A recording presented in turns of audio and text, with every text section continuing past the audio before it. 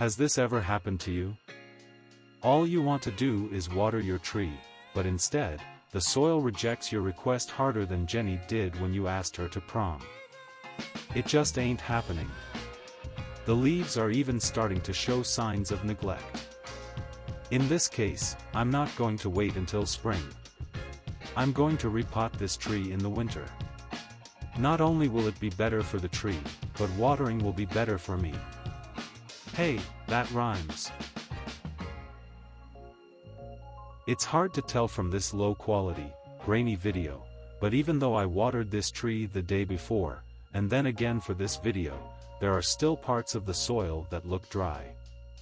Seeing this makes me even more glad I decided to undertake this project today, regardless of the time of year. Though I would have much rather repotted this tree outdoors, in the spring. At least it will be easier to water now, and it will be much easier to keep the roots healthy, because of this. But these roots don't look half bad, which can't be said about the next tree. We'll get to that in a moment. Let's finish this tree first. This tree is an olive tree that was gifted to me from a customer. His father passed away, and he inherited his large potted olive bushes, along with some fig trees. He contacted me because he wanted to start training his father's olive trees as bonsai.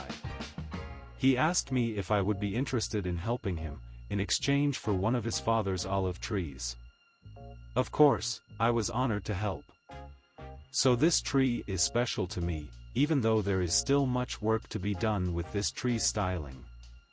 Here is a picture of me and the tree on that day in 2014, after I had lost a lot of weight, and before I gained it all back. I am about 6 feet 2 inches tall, so you can get an idea of how tall this tree was. Now I'm just working on trying to get it bushy again, after shortening it. It is taking a long time, so I might attempt to cut it back even further, in the future.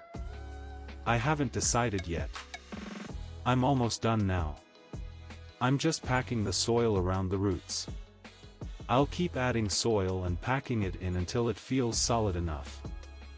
Had it been springtime, I would have removed a lot more of the roots than I did, but it's just not the right time of year for that.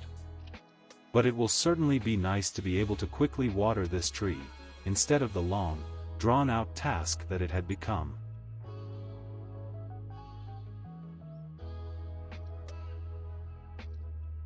There you go, my friend. Soak it all in. Go ahead, take your time.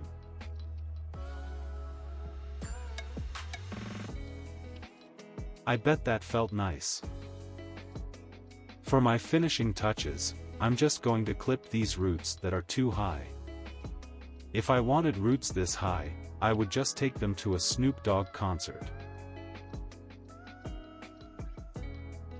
And now, we have another tree that is refusing to accept water. A customer has dropped off this jade, so I can look after it for them while they're away on vacation. I can tell right away that we have a problem. Winter is the worst time of year to repot most trees, but in this case, I'm worried if I don't intervene now, the customer might not have a tree to come back to. The customer had mentioned their jade hadn't been looking so great lately, but this time of year, mine don't look great either. They usually drop their leaves throughout the winter, before the temperatures start to climb back up in the spring. If this soil wasn't so broken down, I would have recommended new soil in the spring, but since I will be taking care of this tree for the next few months, I don't want to wait. I hope the customer won't mind. It will be much easier to water this tree with fresh soil, and it will be much easier to keep the tree healthy because of that. Now, let's dig in and see what we're working with.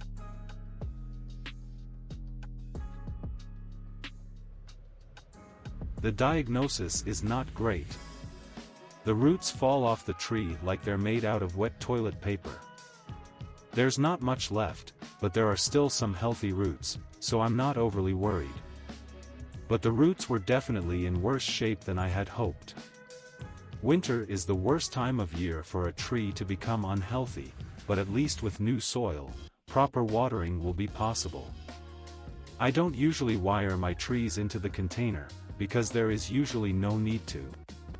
I will usually only wire a tree into the container, if I cannot balance it on its own. Usually only if the tree is top-heavy or slanted. This is because one time our cat knocked over a bookshelf with several trees on top of it. The trees hit the ground, and the pot smashed. The wire, holding the roots in the container, severed the roots from the trunk. All but one of those trees died. Ever since then, I don't wire the roots to the container. If the roots were not severed by the wire, maybe they would still be alive today. Now back to this jade. We're almost finished. I'm just lifting it up a little, so the branches are no longer resting on the edge of the container. Luckily, I will have a few months to monitor this tree before the customer returns home. I wasn't expecting the roots to be as soggy as they were, but I'm glad it is in new soil now. I've just watered it, and now I will monitor it closely, until the customers return. This concludes today's video. Thanks for watching.